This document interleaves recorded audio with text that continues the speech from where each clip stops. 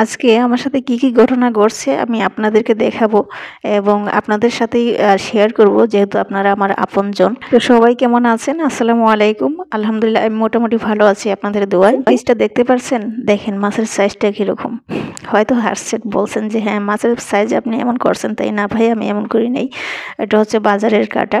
তো হেল্পিং হ্যান্ডের কাজ আমার পছন্দ হয় না ঘরেও, যদিও আমি হেল্পিং হ্যান্ডের সহযোগিতা নেই না। একসময় নিয়েছিলাম, কিন্তু পছন্দ হয় না। ওদের ধোয়া পায় পরিষ্কার কোনো কিছু আমার পছন্দ হয় না, তাই আমি নিই না। যতটুকু পারি নিজেই কষ্ট করে নিই।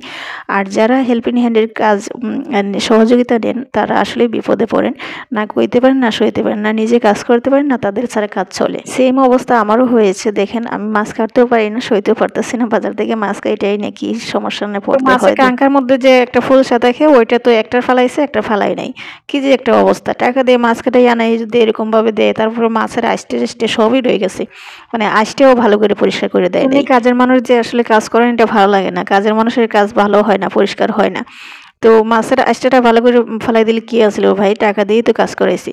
এরপরে আমি এটা তো অবশ্য ওরা কাজ করবে না, যে মাছের ভিতরে যে কালো অংশটা থাকে ওটা আমি পরিষ্কার করে নিচ্ছি, একেবারে দেখেন সাদা হয়ে গেছে। তো এটা পরিষ্কার করলে ভালো হয়। এখন সবজি, এই যে করলাটা একেবারে বাজে ছিল, পোক্ত ছিল। আচ্ছা যাই হোক, এখন রান্নাতে গেলাম। এখন দেখা যায় রান্নার এটা খুব বাজে লাগে। এটা এমনভাবে বাজেভাবে মানে ময়লা হয়েছে, এটা ধুইলেও যতই ঘষি কিন্তু পরিষ্কার হয় না। তো এটাকে একটু রং করে নিলাম। আমার কাপড়ে যে প্রিন্ট করি, ওই প্রিন্টের রং দিয়ে রং করে নিলাম। আমি আদৌ জানি না এই রংটা বেশি দিন লাস্টিং করবে কিনা, নাকি উঠে যাবে, ধুইলে আবারও তো ধুইতে হবে। উঠে যাবে নাকি লাস্টিং করবে আমি আদৌ জানি না। তারপরও দিলাম, কি আর করার, কিচ্ছু করার নেই। তো দিয়ে পরে রাঁধতে বসলাম। তো রাঁধতে যেয়ে তারপরে আরেকটা দুর্ঘটনা ঘটলো। যাই হোক, আপনাদেরকে দেখাবো। এখন তেল মশলা সবই দিয়ে দিব। হালকা করে প্রথমে আমি রান্নার প্রথমেই হালকা করে একটু লবণ দিই। লবণটা দিলে হয় কি, নিচে মাছটা লাগে না।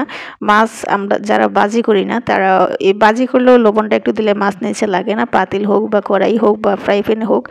আর অনেকেই বলেন যে আপু আপনি ফ্রাই প্যানে কখনো রান্না করেন না, পাতিলে রান্না করেন। পাতিলে রান্না করে কারণ একটাই, যে ছিটাবিটা নিচে অত বড়ে না, চুলা বড়ে না। এই যে দেখেন দুর্ঘটনা, কিভাবে লবণ পড়লো। একটা ভিডিও বানানোর পেছনে যে কত একটা মানে স্ট্রাগল করতে হয়, এটা আসলে যারা ভিডিও ক্রিয়েট করে তারাই জানে। কত দুর্ঘটনা ঘটে, কত ঝামেলা, কত হ্যাসেল পোহাইতে হয়। চুলাটা বড়ে গেল, তারপর ওটা পরিষ্কার করে আবার রাঁধতে বসলাম।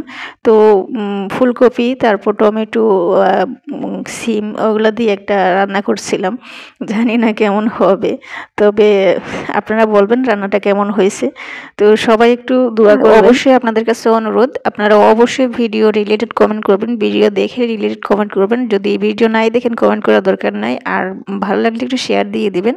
শেয়ার দিয়ে সবাইকে